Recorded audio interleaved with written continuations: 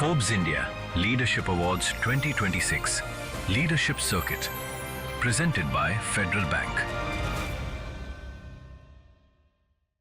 We now turn to the Tri-Cities institution economy, an increasingly important driver of growth across Chandigarh, Mohali, and Panchkula.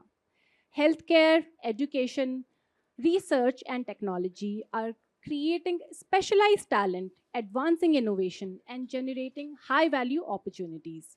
The next conversation will explore how collaboration between institutions and industry can translate knowledge into impact and strengthen the Tri Cities' position as a leading knowledge and innovation hub. So it's great having you gentlemen here. And as in, I know Mr. Agrawal made a lot of constancy as a new undergrad batch joining today. Okay. And of course, Mr. Bhatia, Saransh, great to have you here. With your permission, I'll start just a bit with Mr. Bhatia because I'm told that this is a landmark year because this is 70 years of Chandigarh. 40 years of Mr. Bhatia moving to Chandigarh, and and 25 years of Fortis Mohali, which was the first Fortis ever. So we are talking about quite a journey here. Just looking at how things have transformed, you told me in one of the calls we had that when you came, Mohan Meekins was the only brand worth talking about here. But now there is just so much more. So how have things changed, and where do you see them going from here?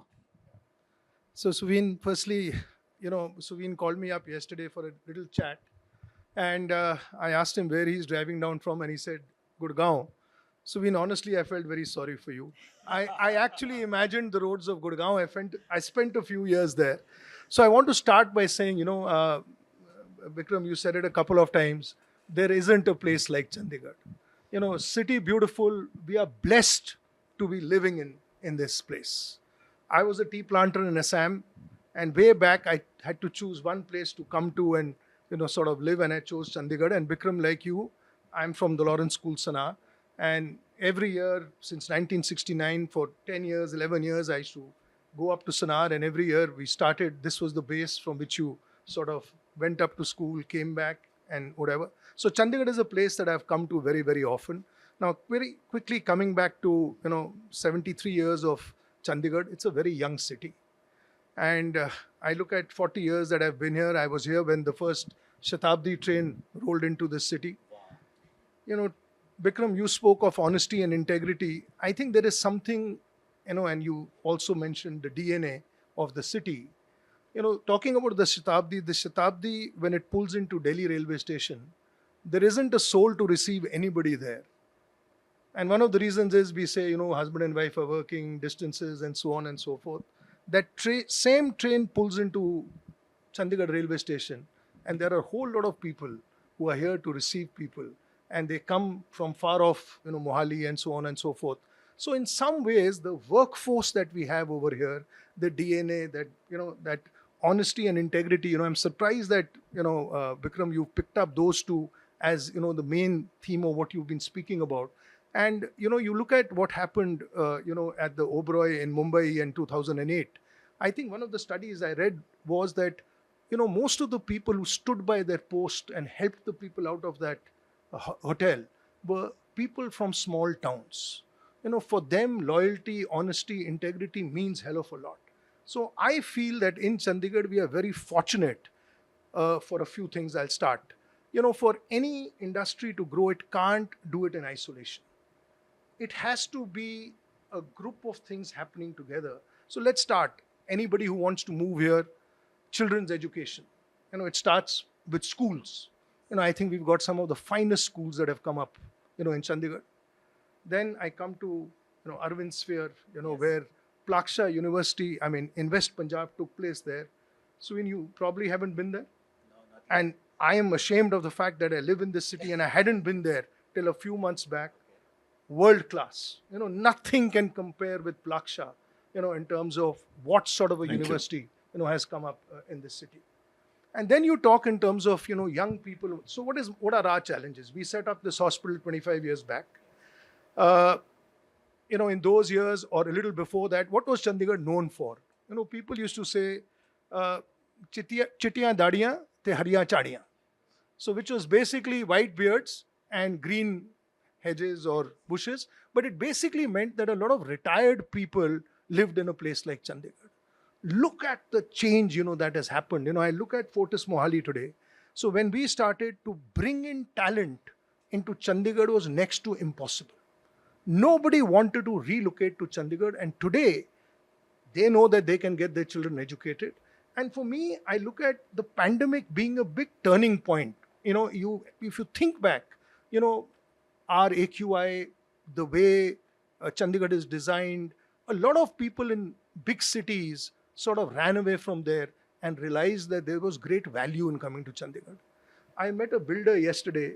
I mean, we were talking something to do with the hospital, and he was telling me he's building apartments. And I told him, I said, isn't there an oversupply as far as apartments is concerned? So he told me, he says, sir, you'll be surprised as to how many people are wanting to come in to a smaller city like Chandigarh, and work out of here.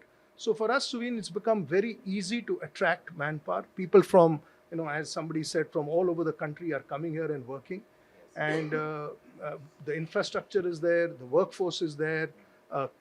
Connectivity, domestic connectivity is brilliant at this point in time. And I know Bikram mentioned medical tourism.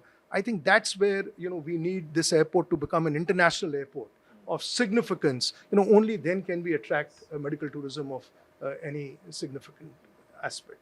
So Fortis Mohali, yes, 25 years, and it's been a brilliant journey. And, when I said schools, colleges, and then of course healthcare, everybody is looking at good healthcare. Yes. So that, if I'm a youngster and I've got my parents here, I have to know that there is world-class healthcare that's available.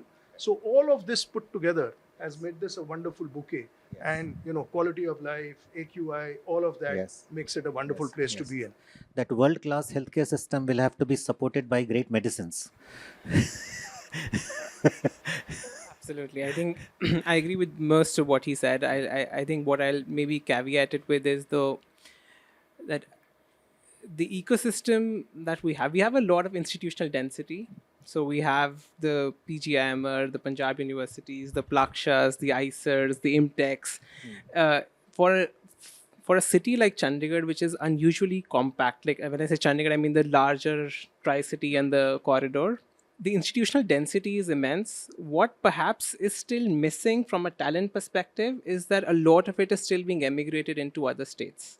Why, even Siddharth mentioned it in the previous panel, is that yes, it's not just startups, but the fact that we did not bring these institutions to Chandigarh. The institutions are what brought the talent to Chandigarh. So these are the institutions that post-partition is where this started, right? So these institutions is why people move to Chandigarh. This is the reason my dad moved to Chandigarh for his education back in, 4 decades ago. So I think today where we are, when I see Chandigarh, I feel that there is so much potential that is there within these institutions. What perhaps is missing is, some sort of a connective tissue that can sort of merge these institutions and have entrepreneurs specifically in, let's say, life sciences or the pharmaceutical space, because with the Baddi Barotiwala Nalagarh complex, we have an immense pharmaceutical corridor, and manufacturing there is, it has proliferated over the last 2.5 decades to a point where today it manufactures, 1 in 10 medicines sold in India or probably more. But what is still perhaps missing is the research side. So when we speak of talent, it's like we are producing talent, but quality of life is one of the many things we can offer somebody who wants to work in Chandigarh. It cannot per se compensate for the lack of a career path. So I think to be able to give somebody, specifically in the senior segment, so I say that we produce a lot of early to mid-level talent, and that is something that the city is able to absorb quite well. But we still need senior more talent in the life sciences space, specialists, pharmacologists, biostatisticians. It's not like we're not producing them, but giving them a reason to stay and giving those opportunities to them in the region is something that I'd say is the one thing that I feel is a remiss for the city, given the potential that it has and the fact that we have some of the best talents in the city to be able to do this effectively. So from a pharmaceutical perspective, I think, nailed we call the pharmacy of the world. So I think in terms of manufacturing, we're there. And when I look at Chandigarh, I know a lot of people want it to be a service-based economy, and the fact that there is a lot of potential. But I fundamentally believe that the core of the next decade, or not just a decade, but like the next century for India, has to come from manufacturing depth, and that manufacturing depth has to translate into the mindset that is required for manufacturing. Because every time we speak and we compare ourselves to China, we have to compare at the level of the manufacturing depth that is there. And in pharmaceuticals, we have this unique ability that in India we already have. As a sector, it's one of the most export-oriented sectors in the country, right? So we are producing medicines for it's almost every country in the world. There is some pharmaceutical company sending some medicine in that part of the world. What is really important now is the commitment and the mindset that is required, and I think that is where this region is uniquely positioned to be able to deliver. We have been delivering it for the last 2.5, 3 decades, but I think going forward as well, with the kind of quality talent that is there, if we are able to produce enough opportunities for talent to be able to retain them in the city, I think there's a lot more that we can do. Plaksha is getting so much praise and attention before you have started speaking. First of all, it's a pleasure to be here, and Thank you for coming. Kudos to the Forbes team for focusing, the attention on, the Tri-City, because I think we need more and more attention and more events like these to spread the word. I'm privileged to hear from my co-panelists words of praise about Plaksha University. I'll probably start a little bit with my own personal story. And so I am a new incumbent inhabitant of the Tri-City, and I've spent most of my life either in Delhi or the last 15 years in Bangalore and moved here. I have to say that having been here now for 2 years, this entire ecosystem is growing on me. So starting from the fact that when I moved to Chandigarh, within 100 meters, I have 4 gardens where I can walk. There's 2 schools and 1 college. So just from any place to any place, you can reach in 15 minutes within Chandigarh. Yes. Compared to the city of Bangalore, from where I moved, where you almost think of Bangalore not as one city, but you have to plan, probably 3 days in advance where you need to go. So clearly, Tri-City has so much to offer. I mean, both of them have talked about what's happening in pharmaceuticals, in healthcare. We are very proud of the fact that we are in an education ecosystem in Tri-City, and within probably 30 to 50 kilometers radius, you have so many premium institutions. You have ISB, you have ICER, PGI, and many others. And it's just a privilege to be in this ecosystem for us as a university. We had many choices, but the fact that our founders chose to come to Punjab, and I am told that when we were getting the permission for the Plaksha project, our founders went to the chief minister and said that Punjab already has 1 temple. We're trying to build the 2nd temple. So that's what Plaksha means to us. Okay. It's a temple. We're trying to do something very, very special. And we're privileged that in the last 5 years, we made good progress, but there's still a long way to go. Okay. Coming back to Saransh, India's pharma story was built on generics, but you have taken a different track. How easy or difficult has it been, and being in the region that you are, what has been your experience, pluses, minuses, what more needs to be done? We have already discussed the airport thing, but in terms of moving the technological needle, what do we do? So I think research has historically, if you look at, like, even if you draw a parallel with any other mature ecosystem, you take Boston, you take Oxford, you take Cambridge, it's usually academics that start research and that translates. So the translation layer has to be really robust for any ecosystem in the life sciences space to be able to do something meaningful out of it.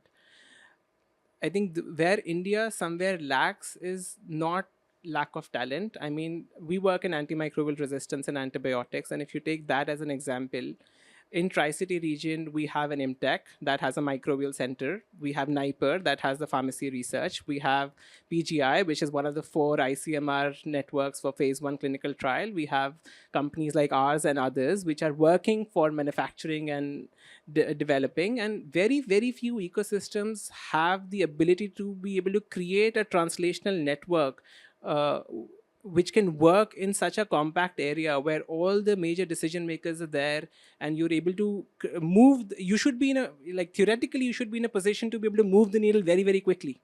uh, and I think that's what my previous point was, that somewhere what we are missing is connective tissue, because just the four institutions that I mentioned, they all are, they share the same postcode, but in Delhi there are four different ministries. So to be able to move one project across shared infrastructure across these four in Chandigarh would require you still to be able to hop various barriers, which are somewhere bureaucratic, somewhere there who shares funding, there are no clear IP rules of ownership, there are unrealistic expectations in terms of how to collaborate with the industry.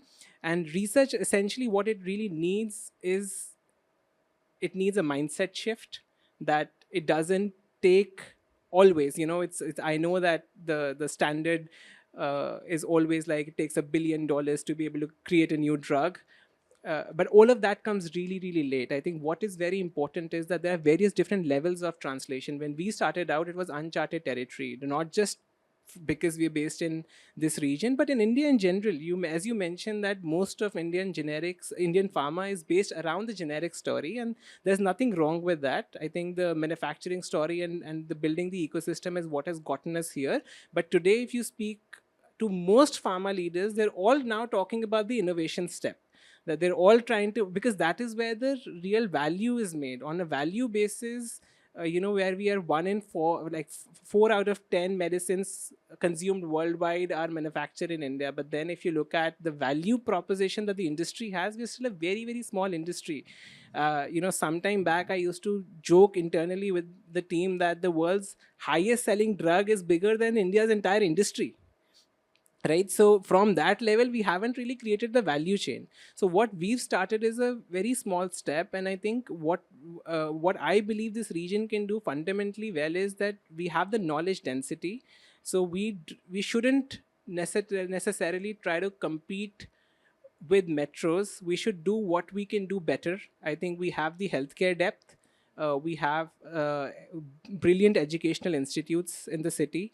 If we are able to just connect the right dots and have a project move through this shared infrastructure, reuse the laboratories, reuse the capital that is there, have a risk appetite for industry to invest in, and a clear pathway, the same thing we expect from our regulators, that give us the clarity of what needs to happen for us to be able to move through the ecosystem. If we do just that, like a North India life sciences translational network, something along those lines, and then everyone comes together and they create it, I think that, and the same thing goes for deep tech. So we can become that knowledge hub for the entire catchment area that is there. And the same way, I think Mr. Kandhari also mentioned that people from J&K, Himachal, Punjab, Haryana, all of these regions, they all look to the Tri-City region as the most developed part of the ecosystem. So if we try to compete with Bangalore on the startup ecosystem, we won't be able to, simply because the venture capital isn't here.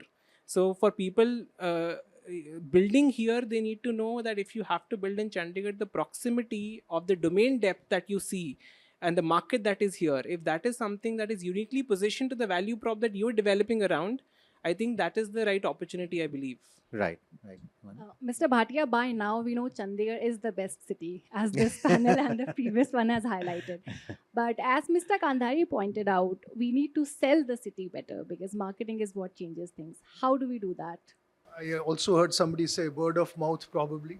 So even if I look at, the number of doctors we've attracted from outside, 2 guys came in first, they said, wow, what wonderful place to live in.